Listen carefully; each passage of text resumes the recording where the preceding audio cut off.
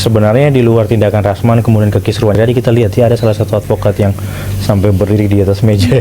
Ruang pengadilan pada dasarnya adalah ruang yang sakral, sehingga semua pihak yang berada dalam ruang pengadilan itu harus bisa menjaga kesakralan ruang pengadilan itu. Yang dilakukan oleh pengacaranya Rasman, Firdaus Oyobo, hidupkan kembali diskusi-diskusi banyak pihak tentang misalnya dugaan contempt of court, penghinaan terhadap pengadilan. Karena saya terlalu berlebihan ingin membela klien saya berdasarkan kuasa, sehingga saya tidak memperhatikan lagi bagaimana cara saya naik ke atas meja. Makanya saya meminta kepada Pengadilan Negeri Jakarta Utara untuk membuka CCTV.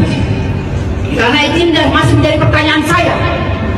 Kenapa saya bisa jadi di atas meja? Demi Allah, demi Rasulullah, kafir saya. Saya akan menjadi orang kafir kalau saya bohong.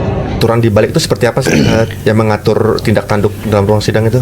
Terutama terkait etik advokat ya, karena dia sedang bertugas sebagai seorang advokat yang membela kliennya. Ya, Undang-Undang Advokat sendiri di situ mengatur nomor 18 tahun 2003, Undang-Undang Advokat pasal 26 di situ sudah mengatur secara jelas bahwa setiap organisasi advokat itu akan mengeluarkan sebuah kode etik yang wajib ditaati oleh seluruh anggotanya. Oke. Dan kalau kita baca lebih jauh di ayat 2-nya pasal 26 ini, di situ sudah dijelaskan dengan jelas kalau kode etik ini sebenarnya bertujuan untuk melindungi harkat dan martabat dari advokat itu.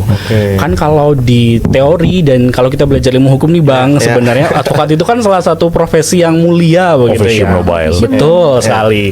Makanya kemudian Undang-Undang Advokat ini justru memfasilitasi, memadahi supaya advokat ini tindak tanduknya bisa lebih beretika begitu. Saudara Firdaus tadi udah dipecat kalau nggak salah. Betul. Memberhentikan secara tidak hormat Saudara M. Firdaus Oyobo, sarjana hukum dari keanggotaan Kongres Advokat Indonesia. Di pasal 29 Undang-Undang Advokat tadi, itu di situ sudah mengatur bahwa organisasi advokat diberi kewenangan oleh undang-undang untuk menjalankan kode etik, termasuk juga menyusun dan mengawasi pelaksanaan kode etiknya. Jadi kalau semisal kita bergabung di suatu organisasi advokat, kita harus tunduk dan patuh pada aturan tersebut. Kita sebagai advokat itu akan diawasi oleh organisasi profesi. Pun demikian juga kalau ternyata masyarakat luas atau aparat penegak hukum merasa kita sebagai advokat nih ternyata dianggap melanggar kode etik, itu bisa dilaporkan ke organisasi. Ya? Nanti dari organisasi advokat akan melakukan penindakan.